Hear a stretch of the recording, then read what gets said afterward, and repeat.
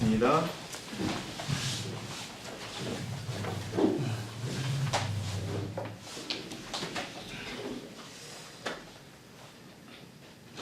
예, 자 이제 오늘은 우리가 지금 이제 계속 가고 있는데요. 오늘은 율법과 의문의 율법, 하나님의 법을 변경함 요 세 가지를 마치고자 합니다. 안식일과 결혼제도는 제가 특별히 자료를 만들어서 우리가 할 겁니다. 자, 요거 하기 전에 오늘 제 PD가 저한테 질문을 해요. 지금 이번에 우리 한국 헌법재판소가 목요일 날이죠. 낙태죄를 위헌이다라고 선포를 했어요. 이 말은 뭐냐면 임신 초기에 산모의 건강을 위해서 아이를 지울 경우에는 낙태죄로 처벌을 받던 것은 산모의 행복 추구권을 침해한 법률이다. 그래서 2022년까지 국회에서 법을 바꿔야 돼요. 그래서 이제까지는 태아의 생명권이 산모의 행복 추구권보다 높게 따진 거예요. 그래서 낙태죄로 처벌을 받게 했어요. 그런데 여러분, 실질적으로는 처벌받은 사람은 많지 않아요. 이제 이미 근데 법으로 처벌하느냐 말하느냐가 되게 중요한 거죠. 근데 이번에는 헌법재판소가 아니다. 태아의 생명권보다는 행복 추구권이 더 중요하다라고 그래서 낙태죄를 위헌 처리해서 이게 이제 없어지게 되었습니다. 사실 이게 전 세계적인 흐름이에요. 낙태죄를 없애고 있는 추세는. 그런데 이제 우리 교회는 어떠냐? 우리는 이 생명권이 더 중요하다고 아직은 생각하고 있는 입장이에요. 그리고 이 행복 추구권이 주장되는 이유는 뭐냐 하면, 그러니까 여러분, 우리가 이제 우리 제필이나 범서에게 우리가 권면하는 거는 우리 이제 어디 갔지? 결혼할 당사자인 은진이 자매처럼 또 이승환 형제처럼 교회 안에서 서로를 만나서 충분히 서로를 알아가는 과정을 거치고 그렇게 됐을 때 배우자를 선정하고 이러는 건 참 문제가 없어요. 그런데 세상적으로 보면 그렇지 않거든요. 그냥 하루아침에 만나서 그들이 관계를 맺고 아이를 갖고 그러다 보면 결국 끝까지 책임질 수 없는 일이 생길 때 그냥 아무 죄의식은 있겠죠. 지워버리고 막 이러는 것들이 너무 많으니까 그거에 대한 어떤 부분이 되는 것인데, 저희 그 교회에서는 우선 생명권을 중요하게 여기고요. 사실 이 행복 추구권을 무시하는 건 아닙니다. 우리 교회에서도 의도적으로 이렇게 그 태아를 이렇게 유산하고 이러는 거는 안 합니다. 그러나 산모가 너무 아프다, 산모가 위험하다, 그러면 우리 교회 내에서도 예외적으로 인정을 해줍니다. 그래서 여러분들께서 아셔야 될 거는, 어쨌든 우리는 정상적으로 결혼을 하고 정상적으로 부부관계를 맺는다면 그 생명은 하나님의 축복일까요, 아닐까요? 축복인 거예요. 그래서 생명을 마음대로 인간이 선택할 수는 없어요. 여기서 제가 잠깐 여러분에게 예전에도 말씀을 드렸지만 좀 말씀을 드릴게요. 세상의 법입니다. 세상 법이 언제부터 사람을 사람으로 볼까요? 먼저 민법은 언제부터 사람을 볼까요? 자, 태아가 사람이에요, 사람이 아니에요? 법은 어떻게 볼까요? 자, 사람으로 본다, 아니다. 개월수에 따라 다를 거 아니에요? 잠시만요. 정확하게 알고 계시는데, 우선 태아가 사람이에요, 사람이 아니에요? 아니다. 그럼 세상법은 사람으로 보지 않아요. 예? 그러니까 이 낙태죄를 인정했던 것이 맞지 않는 거였어요. 자, 민법이 있고 두 번째 형법이 있어요. 민법에서 학설이 있습니다. 태아로부터 부분만, 한쪽 팔만 나와도 왜 사람으로 본다라고 하는 부분 노출설. 이 민법 배우는 거예요, 여러분들. 그 다음에 완전 노출설. 완전히 엄마로부터 독립이 돼야 그때 사람으로 본다. 완전 노출설, 그 다음에 독립호흡선. 엄마로부터 분리된 것은 물론이고 혼자서 호흡을 해야 된다. 왜 이게 중요할까요? 왜? 이게 왜 중요할까요, 여러분? 네? 아니, 민법에서요. 민법이 이 사람이냐 아니냐가 쟁점이 되는 부분은 상속자예요. 상속 문제가 있는데 사람에게 재산을 상속할 수 있도록 돼 있잖아요. 그러니까 만약에 부분 노출서를 인정하면 아기가 발 하나만 탁 태어나고 아버지가 돌아가셨어요. 그래도 이 아이는 유산 상속자가 되지만 완전 노출서를 인정하면 아기가 발 하나만 태어났을 때 아버지가 돌아가시면 이 아이에게는 상속이 되는 거예요, 안 되는 거예요? 안 되는 거예요. 그래서 이게 되게 중요한 겁니다. 그래서 민법에서는 이렇게 학설을 주장하다가 여러분 예전에 이런 게 되게 많았지요. 돈 많은 분이 이제 아이들이 컸어요. 자기 친자들은 컸는데 부인이 돌아가시고 이제 두 번째 부인을 얻었는데 두 번째 부인이 젊어요. 근데 그 아이가 태 속에 있어요. 근데 재산이 어마어마하게 많아요. 그런데 갑자기 돌아가시면 이 태아에게는 예전에 재산 상속이 됐을까요, 안 됐을까요? 하나도 안 됐어요. 그래서 이렇게 주장을 해오다가 일반적으로는 완전 노출설이에요. 부모로부터 엄마로부터 완전히 독립이 되면 그때부터 사람으로 계산하고 그때부터 재산의 무슨 권리 관계가 성립이 되는데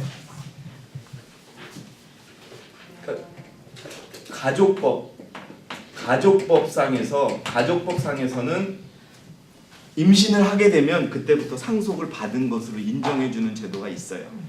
무슨 말씀인지 알겠죠? 사람을 이렇게 보고요. 형법은 사람을 언제부터 사람을 보느냐? 그냥 임신한 사람을 발로 툭 쳤을 때는 그건 살인죄로 보지 않아요. 그럼 언제부터 사람으로 보냐 하면 산모가 진통을 시작했을 때. 그래서 진통설이 형법에서는 유력한 학설이에요. 무슨 얘기냐면 그냥 임신한 부인을 잘못해서 자동차로 이렇게 해가지고서 유산하게 되면 그건 사람을 죽인 게 아니에요. 과실이 들어가. 그런데 산모가 아파하는 순간에 차로 쳤다. 아파하고 진통이 느껴져서 병원을 가야 되는데 죽였다. 그럼 그거는 태아를 죽인 게 아니라 사람을 죽인 살인죄로 처벌을 받아요. 그래서 형법은 진통설을 다수설로 인정하고 있어요. 그러니까 이게 여러분 사람을 보는 세상 법의 모습이에요. 근데 하나님은 어떻게 보세요? 하나님은 뱃속에 태어날 때부터 제가 정확히는 모르지만 태아가 몸속에서 엄마의 뱃속에서 생기는 2주부터는 머리, 팔, 다리가 생기는 걸로 알고 있어요. 완전하게 사람의 모습을 갖춘다는 거예요. 심장이 있는 것은 물론이고 팔도 있고 머리도 있고 다리도 있다는 거예요. 그래서 우리가 우리 교회에서는 3주인가 2주인가 그래요. 제가 뭐 자료도 있어요. 보여드릴 수 있는데 우리 교회에서는 생명권을 위주로 하고 아직까지는 이게 사실 문제가 되는 건 이 세상에서도 문제가 되는 거는 다시 한번 정리 드릴게요. 이건 이미 지난 얘기예요. 뭐냐? 여러분 다 몰래 유산해요, 안 해요? 다 했어요 이미. 그나마 법으로 존재하는 것을 없앴다는 것인 그런 의미가 있고 우리 교회에서도 이런 것들은 다 고려를 해요. 그러나 우선 태아가 모습을 갖추는 게 2주면은 몸속에서 완전히 사람의 모습을 갖추고 있고요. 그거 아세요? 이제 아이가 7, 8개월쯤 되면 아이가 웃어요. 속에서 웃는 거 아시죠? 뱃속에서 웃어요. 아 그렇죠. 근데 요즘에는 그걸 찍어요. 제가 우리 범준이 웃는 것을 봤어요. 사진을 찍은 걸 봤어요. 그러니까 사람이라는 것이죠. 자, 그래서 우리가 이제 이것을 왜 하느냐? 오늘 이제 우리가 배울 게 계명이에요. 10계명을 우리가 아는 대로 볼 거고, 그다음에 10계명은 영원히 존재한다고 우리는 알아야 돼요. 맞죠? 그런데 의문의 율법은 없어졌어요. 무슨 얘기냐면, 자, 이건 이제 이렇게 생명을 본다는 걸 여러분 알고 계시고요. 이게 법학 개론이에요. 이건 대학교 4학년 때까지 배우는 거고 이건 3학년 때까지 법대에서 배우는 거예요. 뭐 되게 재미있는 것도 많은데 이제 말씀을 드리고 우선 이제 옛날에 이스라엘 백성들은 지금 이 출애굽에서 가나안을 가면서 무엇을 갖고 다녔어요? 성막을 들고 옮기며 다녔죠. 성막에는 뭐가 있어요? 아니 성막 안에는 뭐가 있어요? 법궤가 있는데 법궤는 어디에 있는 거예요? 성소. 성소에는 성소의 기구가 있고 성소 뜰에는 성소 뜰의 기구가 있었죠. 그것들이 다 상징이잖아요. 자, 성막에 있으면 죄를 지은 죄인이 제물을 가지고 와요. 그래서 제사장에게 맡기면 제사장은 그 제물을 잡아서 그 피를 어떻게 해요? 휘장에 뿌리죠. 자, 이게 율법 말고 십계명 말고 이스라엘 백성들에겐 법으로 있었어요. 이걸 뭐라고 부르냐? 의문의 율법. 그런데 이 의문의 율법은 예수 그리스도가 오시면서 폐해졌다는 거예요. 그런데 사람들이 의문의 율법, 지금 여러분 지금 그리스도인 중에서 자기 죄 졌다고 양 잡아가지고 교회 갖고 가는 사람이 있어요? 없어요. 바뀌었거든요. 그래서 그것을 인정하는데 거기서 한 발짝 더 나가서 이 사람들이 의문의 율법도 폐지됐고 십계명도 완전히 예수님이 돌아가시면서 어떻게 됐다? 폐지됐다고 주장을 하는 거예요. 그러나 여러분 지금 명확히 하시면 십계명은 없어질 수 없는 것이고 의문의 율법, 양 잡아서 죄의 용서를 받던 시대는 없어졌다. 그걸 오늘 하도록 하겠습니다. 그래서 이 지침서 없으신 분 가져가시고요. 자, 24페이지입니다. 자, 오늘은요 좀 돌아가면서 성경을 찾아볼게요. 여러분들 1시간 안에 끝납니다. 예, 1시간 안에 끝나는데 24페이지입니다. 밑에 페이지 24페이지 보시고요. 자, 우리 강범서가 전도서 13장 12장 13절, 그 다음에 제필이가 마태복음 5장 17절 18절, 운진이 자매가 로마서 3장 28절, 그 다음에 28절 31절, 그 다음에 강범서가 로마서 7장 12절, 그 다음에 제필이가 계시록 12장 17절, 그 다음에 운진이 자매가 계시록 14장 12절을 찾겠습니다. 자, 마이크 어디 있죠? 마이크? 여기 있네요.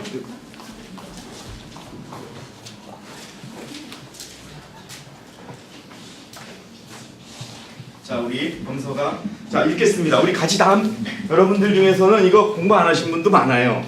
근데 우리가 이게 여러분 다시 한번요. 우리 퀴즈입니다. 우리 세 분의 침례 후보자에게 질문할게요. 우리 믿음의 원칙이 몇 년도에 만들어졌다? 다른 분 아시는 분들. 믿음의 원칙이 언제 만들어졌다? 누가 만들었다? 예? 코젤은 맞았어요. 몇 년도에 만들었다? 1925년.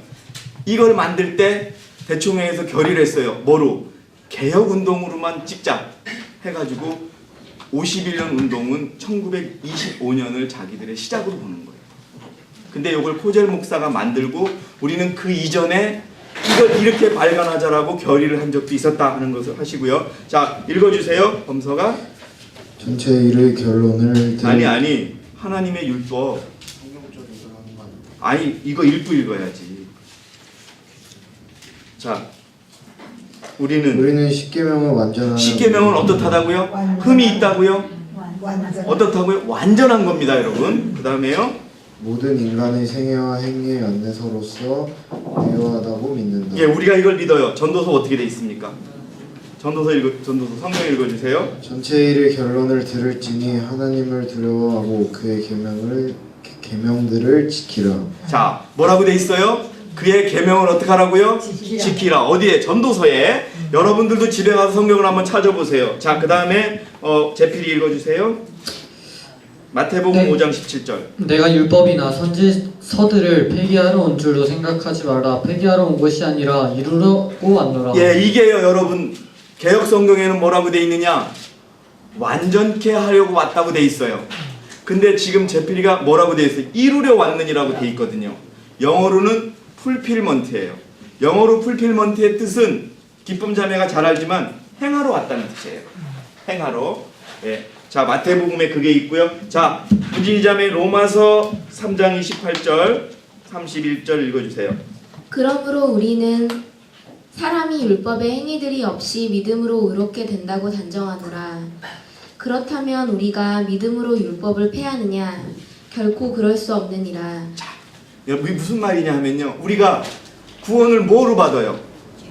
율법을 지키는 거로 받아요? 아니, 여러분 답변해 주세요. 율법을 지킨다고 우리가 그것 때문에 구원을 받아요? 아니요. 무엇 때문에? 믿음으로 받잖아요. 그게 뒤집어 엎으면 우리의 육신은 율법을 지킬 수 있어요, 없어요? 없어요. 그거 여러분 그거 분명히 인정해야 돼요. 우리의 육신, 우리가 가지고 있는 이 생각으로는 절대 못 해요. 그렇죠. 전제가 뭐가 돼야 돼? 내가 죽어야 되잖아요. 죽을 수 있는 방법은 뭐예요? 그리스도를 믿는 믿음이라는 것이죠. 예? 이것이 지금 다 있어요. 그런데도 많은 개신교인들은 무시를 하는 거예요. 자, 그 다음에 강범서가 로마서 7장 12절이요. 그러므로 율법도 거룩하며 계명도 거룩하고 의로우며 선하도다. 예, 율법도 거룩하도다라고 하는 것이 있고요. 자, 그 다음에 계시록 12장 11절은 뭐예요? 안 찾아도 되죠. 용이 여자에게 분노하여 제필이 읽어주세요. 저희는 시 가운데 남은 자들 곧 즉 하나님의 하나님의 계명들을 계명과 지키며 계명들을 지키며 정확히 하겠습니다.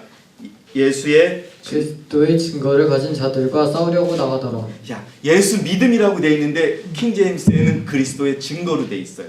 더 정확하게 우리의 삶 속에서 그리스도의 증거가 나와야 되는 겁니다. 그것은 여러분 어떻게 이루어지느냐? 우리가 믿음으로 그리스도의 율법을 지킬 수 있는 그러한 단계가 되는 거예요. 그렇게 할 수 있는 기별이 뭐냐? 18장 천사의 기별인 것입니다. 자, 그 다음에 운진이 자매 계시록 14장 12절 이거 다 아시죠? 성도들의 인내가 여기 있나니. 그 다음에 읽어주세요. 여기에 성도들의 인내가 인내가 있으며 여기에 하나님의 계명들과 예수의 믿음을 지키는 자들이 있느니라 예. 고하더라. 예, 그래서 여러분 정말 여러분들께 다시 한번 부탁을 드리는데 개혁 성경이 개혁 성경 자체를 성경이 나쁘다고 얘기할 수는 없는데 개혁 성경을 만든 곳이 캐톨릭이에요.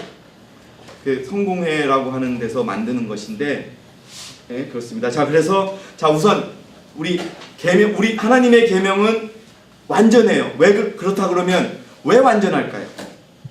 우리 제필이 왜 완전할까요? 네. 하나님의 율법은 완전하다고 우리가 믿고 있는데 왜 완전할까요? 여기에 있는 성경 구절 외에 왜 그럴까요? 율법이 뭐예요? 하나님의 뭐예요? 풍성이잖아요. 하나님은 완전해요? 완전하지 않으세요? 완전하신 거예요. 그렇기 때문에 율법은 완전할 수밖에 없는 거예요. 그리고 우리의 생애와 행위의 안내자로서 유효한 겁니다. 제가 여러분 법을 아까 했어요. 뭐 민법이 1000조가 넘어요. 예? 그리고 형법은 몇백 조가 넘어요. 상법도 몇백 조가 넘어요. 그런 법 많이 있으면 뭐래요? 오늘도 경찰서에 붙잡아가는 사람들은 수두룩하고 교도소에 잡혀있는 사람 중에 자기 죄를 인정하는 사람은 10%도 안 된대요. 내가 들키지만 않았으면 안 오는데. 그러나 여러분 자 하늘에서 만들어주신 이 계명 10개만 지키면 우리는 세상에 있는 법을 다 지킬 수 있어요. 참 무서운 거예요. 예? 그걸 믿는 거고요. 자, 그 다음에 읽어주세요. 제필이 성경은. 자, 10계명은 누가 직접 만든 거예요? 하나님. 직접 하나님이 쓰신 거예요, 여러분. 그런데 여러분 제가 그랬죠. 많은 그림 중에 10계명 두 돌비를 그려놓은 그림이 있어요. 그 중에 여기 5개, 여기 5개 이렇게 그려놓은 거 있죠. 이건 다 캐톨릭이 만든 거예요. 분명히 오늘 우리 하윤이가 외우다가 실패했지만 하나, 둘, 셋, 넷. 그다음에 하나, 둘, 셋, 넷, 다섯, 여섯. 이게 우리가 믿는 돌비라는 거 기억하세요. 이게 찾기가 쉽지 않아요. 한번 여러분 돌비 해가지고 네이버 선생님한테 탁 쳐보세요. 그러면 90%는 다 요거예요. 인터넷에 사단이 장악해 놓은 거예요. 그리고 여기 여러분 예수님의 수염이 2갈래로 난 것도 그것도 캐톨릭에서 만든 그겁니다. 예수님의 수염이 하나여야 되는 거예요. 그렇지. 네, 되게 그러니까 이렇게 돼 있는 거예요. 근데 이 돌비에 직접 누가 쓰셨다? 하나님이 쓰셨다. 그게 대단히 중요한 겁니다. 그래서 제가 늘 그러죠. 법은 우리나라 세상의 법은 누가 만들어요? 여러분 왜 국회의원들이 힘이 센 줄 아세요? 법을 만들어서 그래요. 예? 사실 이거 녹화하지만은 얘기하면 우리 국회의원들을 보면 좀 국민으로서 창피한 부분도 있잖아요. 하지만 그 사람들이 힘을 갖는 이유는 뭐냐 하면 법을 만들어요.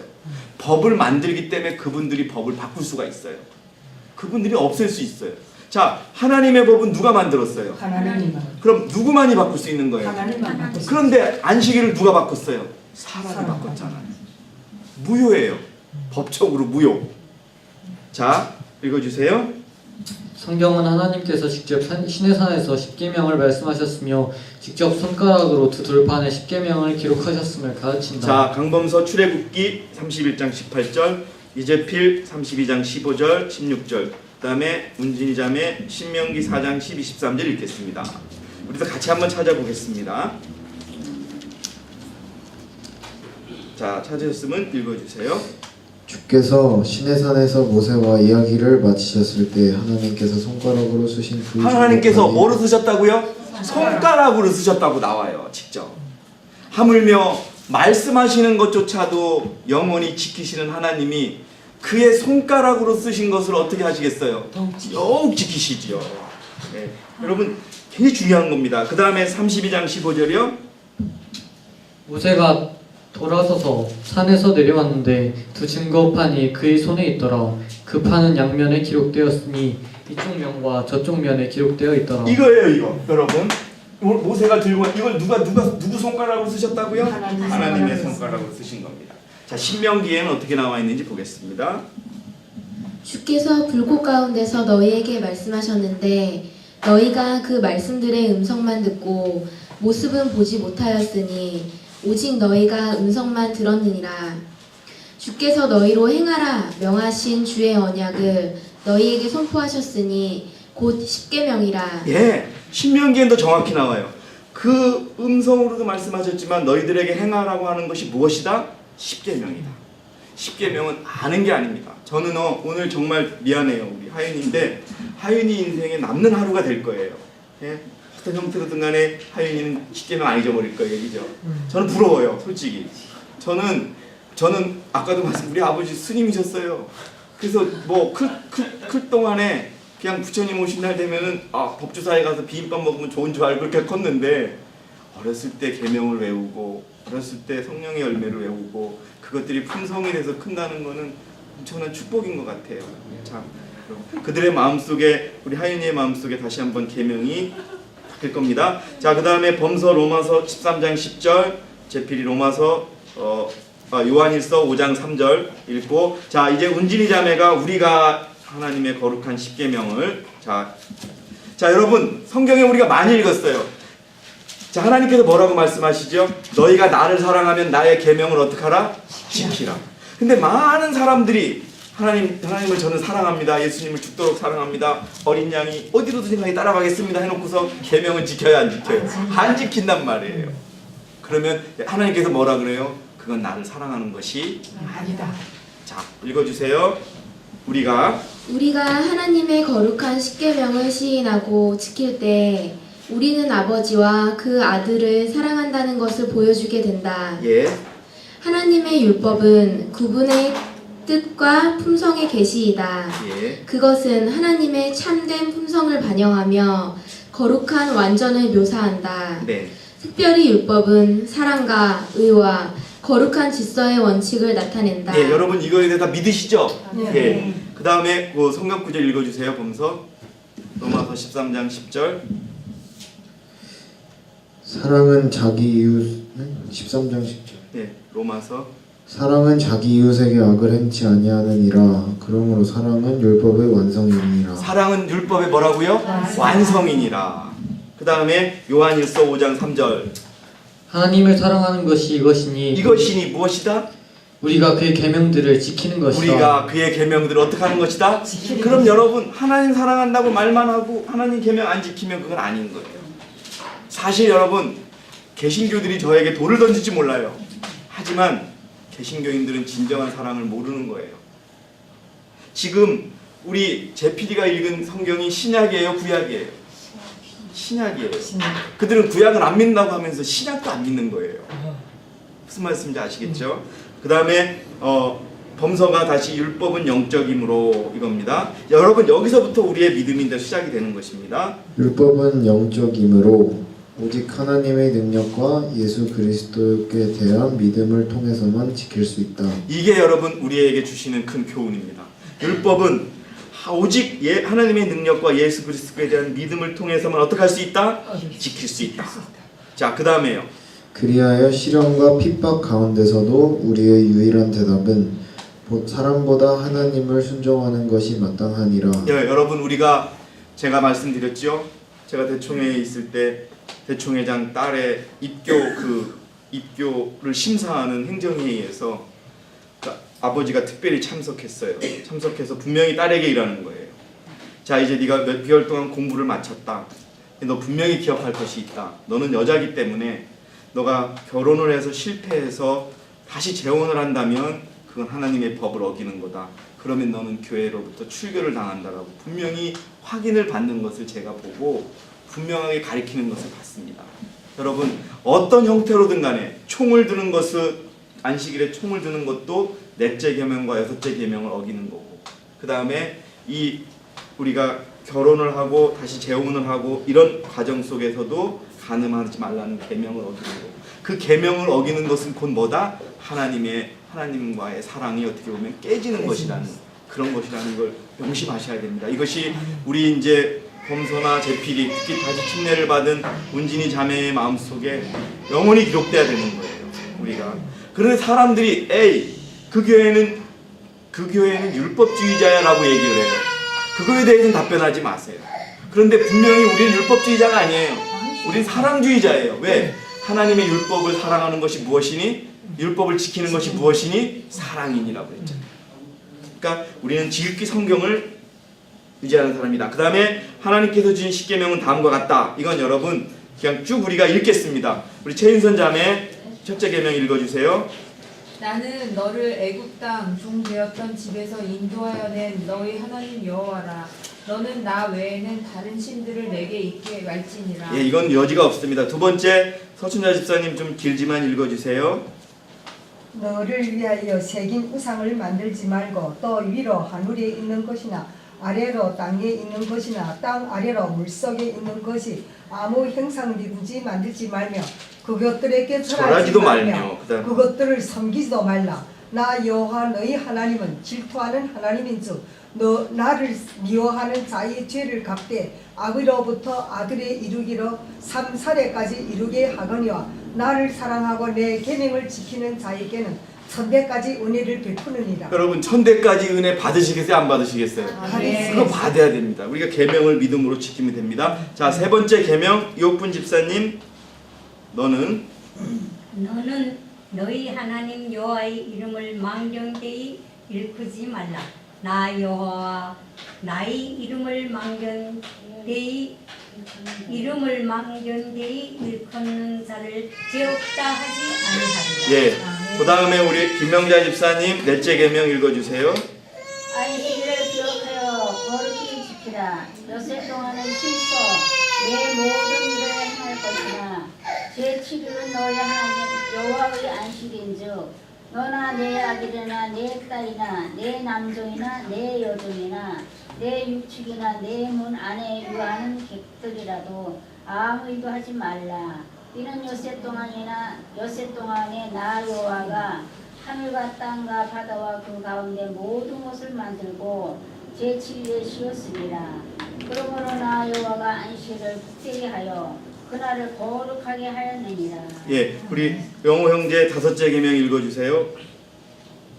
내 부모를 공경하라. 그리하면 내 하나님 나 여호와가 내게 준 땅에서 내 생명이 빌리라. 예, 우리 윤선 집사님 살인하지 말지니라. 제필이 가늠하지 말지니라. 금서 부적질하지 말지니라. 우리 홍 집사님, 내 이웃에 대하여 거짓 증거하지 말지니라. 예, 우리 진희 자매, 내 이웃의 집을 탐내지 말지니라.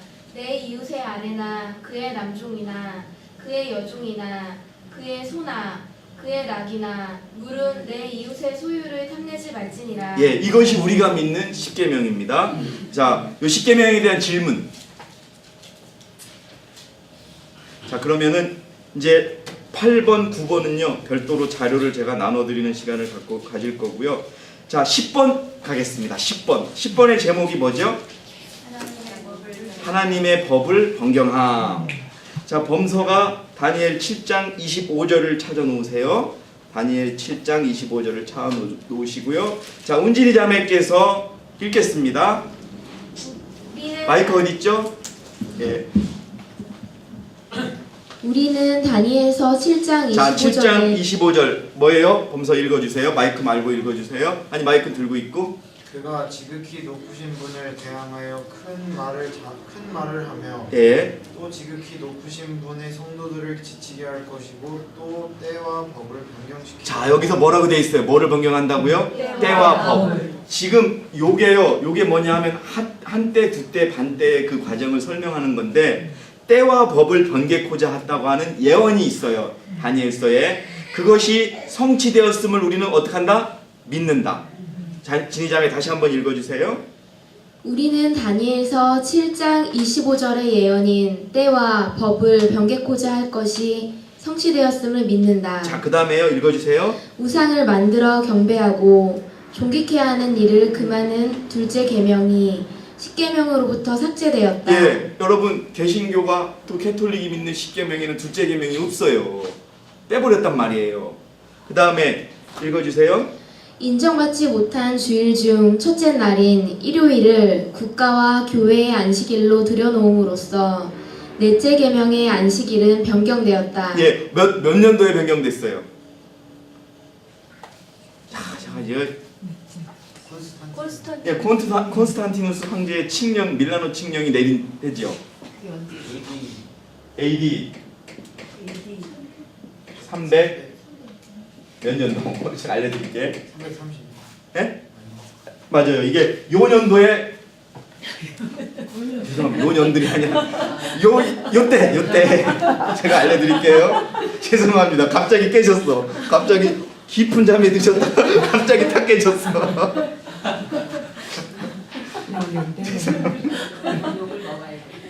죄송합니다. 네. 요때에 자, 여러분, 자, 어떻게 했다고요? 캐톨릭이 요걸 싹 빼버렸어요. 요걸 딱 빼버렸고, 그러면 9개가 되지요? 그렇죠? 요거를 딱 2개로 만들었어요. 이렇게 해서 10개로 만든 겁니다.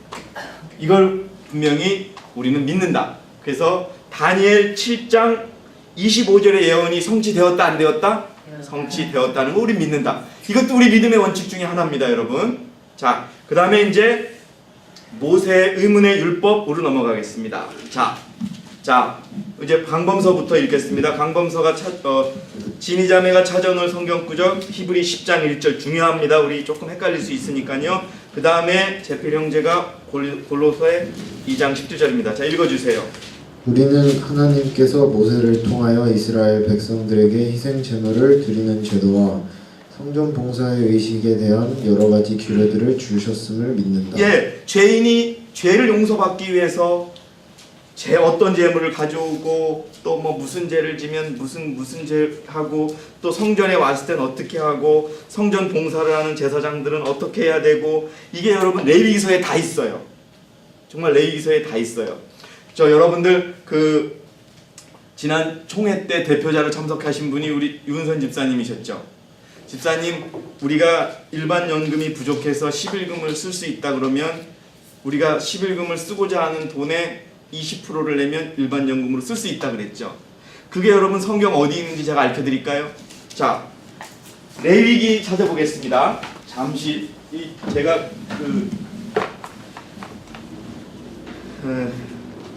레위기 27장 31절 홍자매님 한번 찾아주세요. 레위기 27장 31절. 그게 여기에 근거를 두고 있어요. 레위기 27장 31절. 뭐라고 돼 있죠? 만일 어떤 사람이 자기의 11조 중에서 조금이라도 물으려면 예. 거기에 그것의 5분의 1을 더할 것이다. 예, 여러분 11금을 어떻게 쓰려면은 거기에 5분의 1을 어떻게 하라? 더하라. 그러니까 11금의 20%를 대총회에 내고 우리가 이 11금을 일반 연금으로 돌려 쓰는 겁니다, 여러분. 우리가 배우셨죠? 이게 성경 구절이 여기 있는 거예요. 그 성경 구절 이해되시죠? 누군가 11금을 물으려면 얼마를 더 내라? 5분의 1을 내라 라고 하는 겁니다. 그러니까 5분의 1을 주면 그렇죠. 자기가 냈던 거를 다시 받는다 그 말. 아니지. 그건 11금이 아니라는 거지 이제. 그래서 11금을 그렇죠. 대총회에서 대총회 20%를 주면 그 20%는 대총회가 그 레위기서에 맞게끔 받는 것이고 20%를 뺀 거는 11금이 아니라는 거죠 이제. 그래서 일반 연금으로 쓸 수 있는 성경적인 근거가 되는 거죠. 우리 제도가 있대요. 이번 총회 때 대총회 총무가 오셔서 설명을 해주셨어요. 근데 내가 그 근거를 알려달라고 그랬더니 성경 구절 이걸 보내왔더라고요. 여기서 예. 이해하시면 예. 내가 나무를 바쳤어. 네. 근데 그 나무를 내가 다시 사기로 원했을 때 나무에 그 나무 값에 5분의 1을 더하라는 거 아니에요? 그러니까 아니 뭐 여기 지금 뭐냐 하면요. 제가 갖고 있는 성경으로 어떤 사람이 어떻게든지 자기의 11조들 중 어떤 것을 다시 사려면 그 11조를 가지고 어떤 영어를 보면요. If a man will adore the redeem out of his tithes. 그러니까 11금을 여러분 냈으면 그거는 자기가 쓸 수 있어요, 없어요? 없잖아요. 근데 그 11금을 가지고 뭐를 산다는 얘기는 11금을 그 목적이 아니라 다른 목적에 쓸 수 있는 그러한 내용이니까 그렇게 할 때는 거기서 20%를 더 낸다라고 하는 그 성경 규정에 근거해서 저희 대총회가 그 제도를 운영하고 있다고 이런 답장이 왔습니다. 그리고 그거에 또 합당한 예언의 신도 곧 보내주겠다고 이렇게 연락이 온 거예요. 이렇게 11금을 낸 돈을 쓰는 방법도 이게 여러분 옛날에 쓰였던 방법인 거예요. 레위기서에 있으니까. 레위기서에는 양을 잡는 순서, 양의 내장을 제거하는 순서, 그 다음에 껍질을 벗기는 순서, 그 다음에 뭐 지금은 우리가 안 먹지만은 물고기는 어떤 물고기만 먹는다? 비늘만 있는 것 먹는다. 그 다음에 돼지, 이게 동물 중에 발이 이렇게 발바닥이 갈라진 건 먹는다 안 먹는다? 안 먹는다. 돼지가 그렇잖아요. 예? 그런 것들 다 기록되어 있는 겁니다. 그래서 그런 것들이 의문의 율법인데 자 계속 읽어주세요.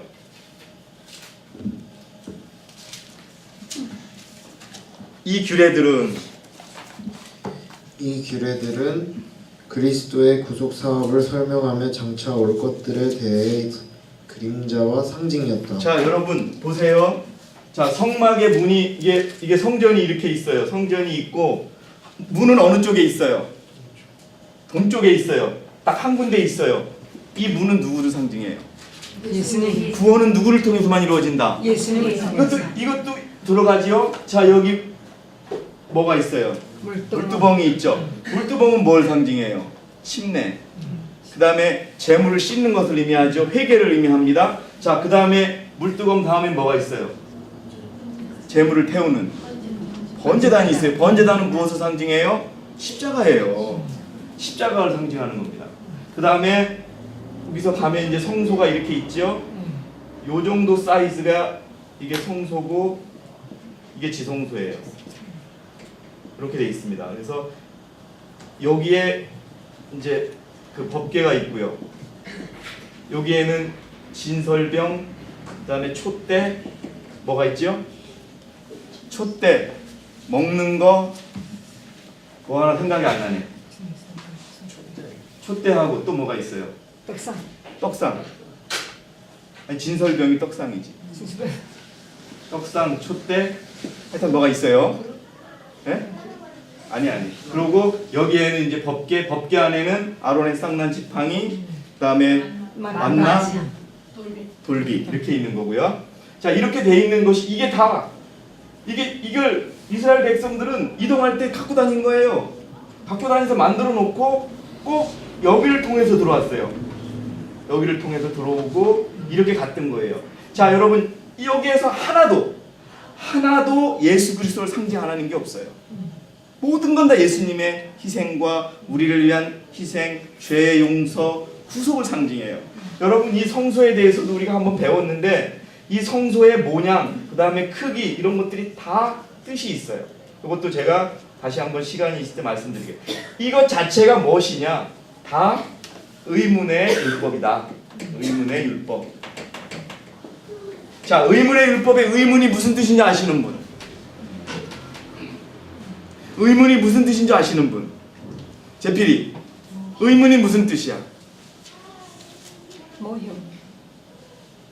응? 의문이 무슨 뜻이에요? 여러분 어렵게 생각하실 필요 없어요. 기로가 문서가 그거예요. 적혀 있는 문자라는 뜻, 적혀 있다라는 뜻이에요. 적혀 있다라는 뜻. 이 한문으로 이거예요. 글자로 돼 있다는 뜻이에요. 예. 그냥 어디에 성경에 기록돼 있고 공부하던 율법서에 기록돼 있는 거예요. 예. 그래서 이것들은 예수님이 오시면 없어지는 거다. 자, 그 다음에 읽어주세요. 의문율법은 의문의 율법의 유효성은 언제 끝나요? 예수께서 십자가에서 다 이루었다고 외치셨을 때 끝나게 됩니다. 우리는 이걸 믿어요. 그런데 이것으로 해서 이제 여러분 어느 교회에서 지금도 번제단 쌓고 있는 교회 있어요? 예? 있겠죠. 잘못 깨닫고 있는 교회들은. 그러나 거의 없어졌죠. 예? 회개는 어떻게 이루어지는 거예요? 이제 우리가 마음으로 진심으로 자기의 죄를 인정하고 예수 그리스도께서 용서해 주실 것을 믿고 그것을 내어놓고 회개하면 예수 그리스도께서 용서해 주시죠. 이 시대가 된 거예요. 그렇기 때문에 이건 필요해요? 안 필요해요? 안 필요하지. 안 필요한 거예요. 그런데 여러분 아직도 이것을 믿는 사람들이 있어요. 그래서 그것은 아니라는 거죠. 히브리서 10장 1절을 찾아주세요. 네. 아까 누구 보고 찾으라 그랬지? 오케이. 은진이 자매. 율법에는 천천히요. 율법에는 다가올 선한 것들의 그림자는 있으나. 자, 뭐라고 돼 있어요? 다가올 선한 것들의 뭐는 있으나 그림자. 결국 그 그림자는 다가올 것이 오면 어떻게 된다는 거예요? 없어지잖아요. 여러분 그림자가 여기 있어요. 끼따라게 있다가 내가 모습이 가면 그 그림자가 어떻게 돼요? 사라지죠. 그거예요. 그래서 이 의문의 율법은 사라졌다는 거예요. 그 다음에 골로새서 2장 17절. 이런 것들은 다가올 것들의 그림자이나 몸은 그리스도의 것이니라. 예, 이것도 또 마찬가지예요. 이런 것들은 무엇이냐? 다가올 것들의 뭐다? 그림자다. 그림자, 상징은 실제가 오면 의미가 있어요, 없어요? 없어지는 겁니다. 자, 그 다음 페이지 넘어가겠습니다. 자, 여러분 초기 문집에 초기 문집에 나옵니다. 읽어주세요. 예수께서 갈바리에서 운명하실 때 그가 다 이루었다고 외치자 성소의 휘장이 위로부터 아래로 찢어졌다. 성소의 휘장이 찢어짐으로 유대인의 희생과 의식을 더 이상 받아들이지 않는다는 것을 나타내 보이셨다. 큰 희생이 치러지고 그것이 받아들여졌으며 여러분 예수 그리스도께서 돌아가시는 순간에 무엇이 찢어졌다고요? 휘장이 찢어졌습니다. 휘장이 뭐예요? 기원 형제, 휘장이 뭐예요? 예? 예? 휘장이 어디 있어요? 성소가 아니고요. 지성소 입구에 있어요. 여기. 여기에 이 피를 뿌려놓은 거예요. 이 피를 딱 뿌려놓은 휘장이 찢어졌어요. 찢어졌는데 선지자가 그 의미를 뭐라고 썼냐 하면 성소의 휘장이 찢어짐으로 유대인들의 희생과 의식은 더 이상 어떻게 된다? 받아들이지 않는다는 것을 어떻게 하셨다? 나타내 보이셨다. 그래서 의문의 율법이 없어졌어요. 그런데 여러분 의문의 율법이 없어졌다고 또 이렇게 얘기하는 사람도 있어요. 안식일도 없어졌다. 그래서 계명 속에 안식일과 절기 안식일이 있어요. 무슨 말씀인지 아시죠? 절기 안식일은 있어요, 없어요? 없어졌어요. 매주 하루마다 지키는 안식일은 영원히 가요, 안 가요? 영원히 가는 거예요. 그래서 혼동하는 사람들이 있어요. 그래서 우리 한때 절기를 지키는 사람들이 교회에 왔었습니다. 네, 그걸 절기파라 그래요. 그래서 여러분 죄송하지만 SDA가 자기 쪽에서 다 나간 그 분파들을 어떻게 불렀냐 하면 자, 첫 번째 시기파는 시기 정하고서 연탄 사놓고 쌀 사놓고 하는 사람들을 시기파를 불렀어요. 그 시기파의 대부분이 51년 쪽의 간부님들이에요. 그래서 지금 그분들은 아직도 마지막 때가 됐으니까 연탄 사작하고 그런데요.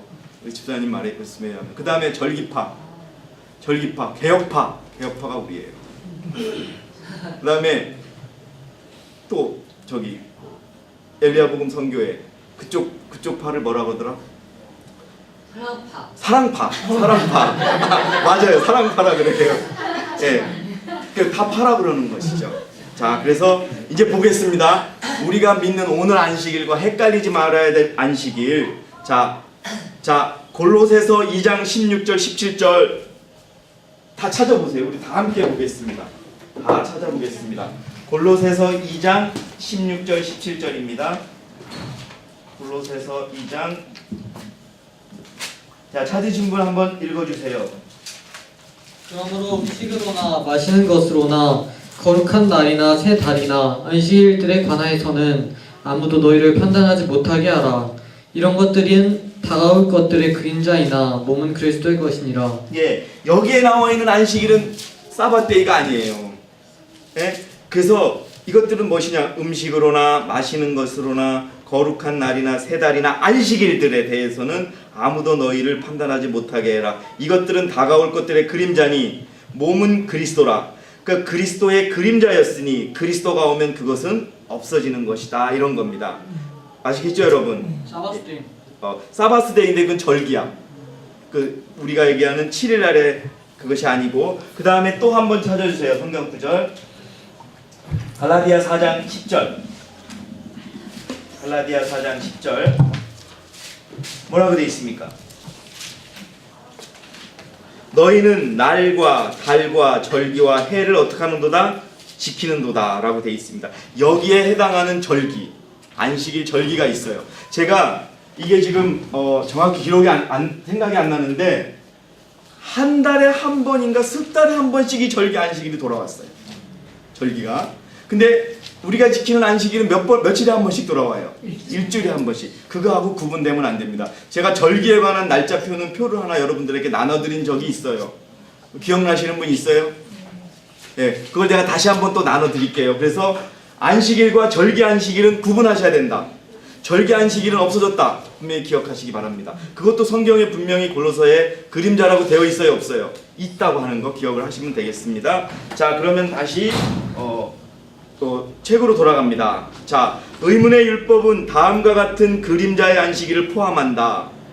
자, 그림 밑에 있는 무교절, 오순절, 나팔절, 대속제일, 초막절 이런 것들이 다 영적인 의미로 바뀐 거예요. 실제로는 옛날에는 이게 굉장히 중요했습니다, 여러분. 오순절날 지키는 거, 그 다음에 6월절 이런 것들은 되게 중요했어요. 자, 그래서 하나하나 한번 읽어보겠습니다. 우리 무교절은 우리 윤선 집사님이 한번 읽어주세요. 6월절 후에 무교절이 뒤따랐다. 예. 유대력의 첫째 달 15일과 21일은 모든 사사로운 일을 제쳐두고 안식일을 기념하게 되었다. 예, 여기 속에서 지켜지던 안식일도 의문의 율법이었다라고 하는 겁니다. 그래서 그것을 기록한 성경 구절이 뭐다? 레위기 23장 5절에서 8절입니다. 우리 방범서가 레위기 23장 5절에서 8절을 찾아주세요. 옛날에는 이걸 다 안식일로 기억했어요. 무슨 말씀? 그러니까 무교절도 안식일, 그 다음에 오순절도 안식일, 나팔절도 안식일이었어요. 근데 지금은 그 안식일을 지킨다 안 지킨다? 안 지키는 거예요. 자, 레위기 23장 5절에서 8절 읽어주세요. 범서. 첫째 달 14일 저녁은 주의 6월절입니다. 6월절이에요. 6월절이 뭐예요? 6월절이 그냥 6월달이 오는 6월절이 아니라 어떤 의미예요? 6월이 뛰어넘어간다. 패스 오버예요. 그 왜 그러냐?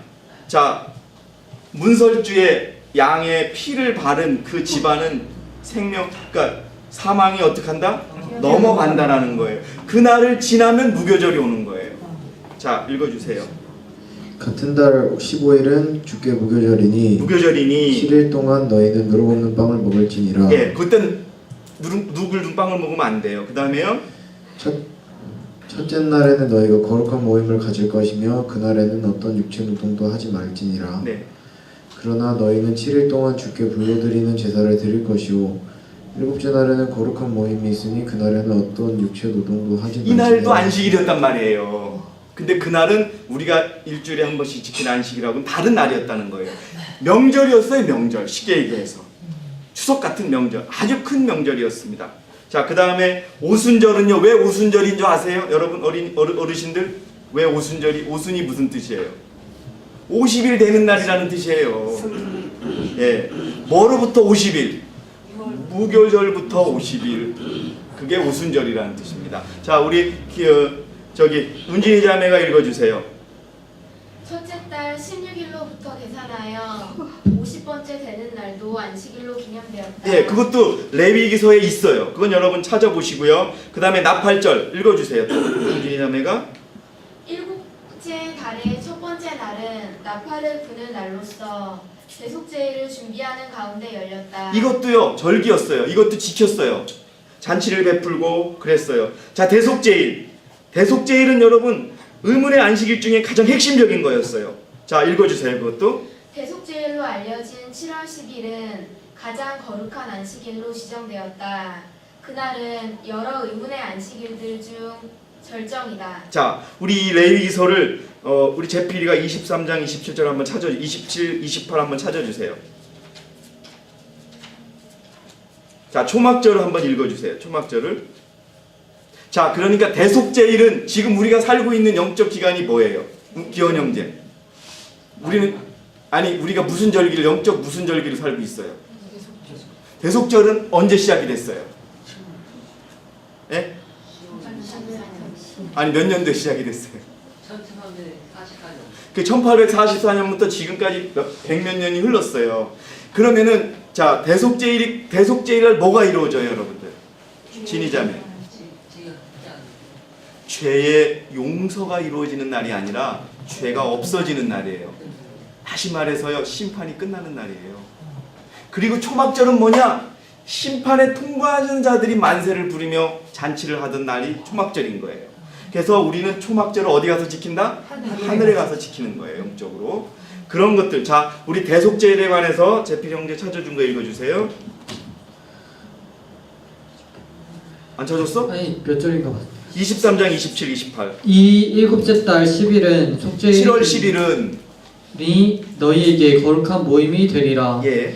너희는 너희 혼들을 괴롭게 하고 주께 불로 드리는 제사를 드릴지니라. 그날에 너희는 아무 일도 하지 말지니 이는 그날이 너희를 위하여 주 너희 하나님 앞에 속죄하는 속죄일이니라. 예. 자, 여러분 이렇게 성경에 다 근거가 있어요. 자, 그 다음에 마지막 부분으로 가겠습니다. 우리 운진이 자매, 아니 제필이 계속 읽어주세요. 만일 예수께서, 자 이제 우리의 반론입니다. 만일 예수께서 제7일 안식일을 폐하시고 그분의 죽음으로 일요일을 제정하셨다면 성경 가운데서 그와 같은 기록을 발견할 수 있어야 한다. 죄송합니다. 발견할 수 있어요, 없어요? 없어요. 성경학자들 아무도 못 찾아요. 자, 그 다음에요. 그러나 예수님께서는 물론 어떤 사도들도 안식일이 변경되었음을 기록하지 않았다. 오히려 율법의 불변성을 다음의 말씀대로 증명하고 있다. 예, 자 마태복음 5장 17절 우리가 읽었고요. 마태복음 24장 20절 강범서, 사도행전 13장 13, 14 은진이 자매, 그 다음에 사도행전 16장 14절 강범서, 그 다음에 사도행전 17장 2절 제필이, 그 다음에 사도행전 18장 22에서 4절 은진이 자매, 사도행전 18장 11절 강범서, 이렇게 한번 찾아보겠습니다. 자, 마태복음 24장 20절 찾아주세요. 마태복음 24장 20절. 자, 여러분들 집에서 한번 찾아보세요. 이게 우리가 이렇게만 배워도 딱 부러지게 배우는 겁니다. 자, 읽어주세요. 너희는 비판하는 일이 겨울에나 안식일에 일어나지 않도록 기도하라. 예, 예전에 홍자매님이 말씀하신 그 근거가 여기 있는 거예요. 안식일의 어떤 그런 문제. 자, 그 다음에 사도행전 13장 13절이요. 그 후 바울과 그 동료들은 파포에서 떠나 팜필리아에 있는 퍼가에 왔으며 요한은 그들을 떠나 예루살렘으로 돌아가더라. 예. 그러나 그들이 퍼가를 경유하여 피시디아의 안티옥으로 와서 안식일에 회당에 들어가서 앉으니. 자, 보세요. 자, 사람들이요, 예수님이 십자가에 돌아가시고 나서 안식일이 없어졌다 그러죠. 여러분, 세상 사람들이, 세상 개톨릭이나 개신교가 주장하는 것은 예수님이 십자가에 달려 돌아가신 다음에 안식일이 없어졌다 그러죠. 근데 왜 바울은, 여러분, 바울은 예수님 돌아가시고 나서 제자가 됐잖아요. 근데 왜 그가 안디옥에서 안식일을 지켜요? 예? 여러분, 안식일이 폐하지 않은 거예요. 예? 여러분, 만약에 예수님이 돌아가시면서 안식일은 없애라, 일요일을 지켜라 그랬으면 제자들이 당장 그 순간부터 일요일을 지켰어야죠. 근데 여러분, 본질적으로 여러분들께 물을게요. 이제 다 끝나갑니다. 승환 형제에게 물어볼게요. 안식일은요, 하나님의 율법을 폐한다라고 하는 주장 자체가 말이 성립할 수 있어요, 없어요? 없어요. 왜요? 그 이유는 율법은 하나님 스스로는 물론이고 이 땅을 지배하는 법의 원칙이에요. 이 땅이 존재하는 이상, 그분이 존재하시는 이상 그건 영원히 가야 되는 거예요. 여러분 아시겠죠? 본질적으로 그 질문은 맞지 않는 거예요. 예? 그렇기 때문에 우리가 그 다음 성경 구절 찾아주세요. 16장 13절 누구죠? 진이자매, 사도행전 16장 13절.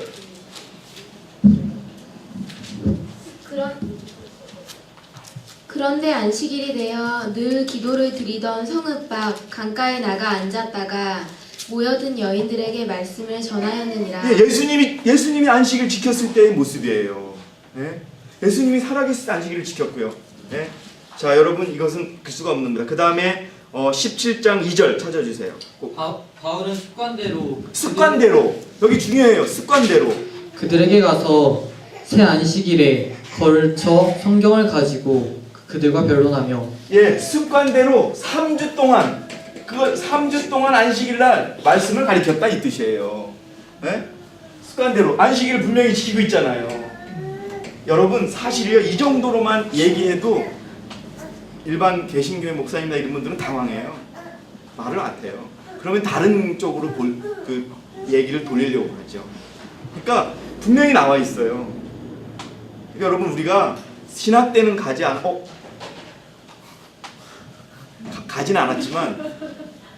않았지만 이 교회에서 가르쳐주는 이것만 우리가 제대로 알아도요, 웬만한 신학대학 나온 사람보다는 우리가 많이 아는 거예요. 예, 여러분, 그래서 자 마지막으로 18장 2절에서 4절 11절을 어느 분이 찾아주세요. 찾으신 분이 범서가 18장 2절 4절 읽고 11절도 읽어주세요. 2절 2에서 4절. 제가 이 세 분은 자꾸 돌아가면서 읽게끔 시키는 것은 성경 공부는 원래 성경을 찾아가면서 읽는 거예요. 근데 우리 같이 공부하는 거니까 제가 세 분들에게만 시키는 겁니다. 읽어주세요. 클라우디오가 모든 유대인은 로마를 떠나라고 명령했기 때문에 최근에 이탈리아에서 온 폰토 태생 아킬라라고 하는 유대인과 그의 부인 프리스킬라를 알게 되어 그들에게 찾아가니라. 그가 동일한 업종에 종사하였기 때문에 그들과 함께 머물면서 일하였으니 이는 그들이 생업으로 천막을 만드는 사람들임이더라. 그가 안식일마다 회당에서 변론하며 그렇게 여러분 유대인들과 헬라인들을 설득시키니라. 잠시 여러분, 사도 바울의 직업이 뭐예요? 천막을 만드는 그 일을 하면서도 안식일날은 뭘 했다? 말씀을 가르쳤다라고 하는 겁니다. 그래서 안식일은 정말 제가 여러분들에게 이렇게 말씀을 드리지만 제가 여러분들 기억날지 모르지만 한 10년 전에 여러분들에게 제 개인적으로 책을 하나 사준 적이 있습니다. 그 책이 뭔지 아세요? 제목이 천국의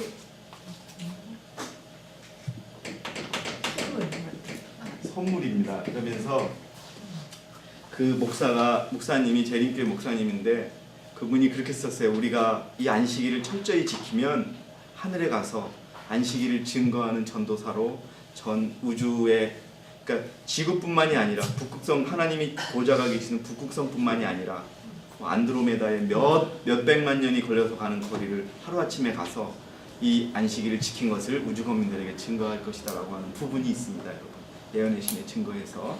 그래서 이 안식일에 대해서는 우리가 이제 율법과 의문의 율법에 대해서 오늘 마쳤어요. 안식일 결혼제도는 제가 가지고 있는 자료를 배포할 겁니다. 안식일은 거의 마지막 시간에 여러분들에게 우리 이 침례를 결정하기 전에 가르쳐 드릴 거예요. 어쨌든 이러한 것을 통해서 우리가 율법주의자가 아님을 여러분들이 분명히 아셔야 돼요. 왜? 우리는 성경 그대로 믿고 있기 때문에 그렇습니다. 잠시만요. 그래서 여기서 이렇게 1시간 정도 공부하고 그치는 것이 아니라 이걸 가져가서 여러분들도 한번 성경 구절을 찾아보세요. 아, 이 성경 구절을 가지고 우리가 이렇게 주장을 하는구나. 이렇게 얘기하시면은 우리가 분명한 겁니다. 그래서 이렇게 공부를 합니다, 여러분. 외국에서 이렇게 침례 공부를 할 때 이렇게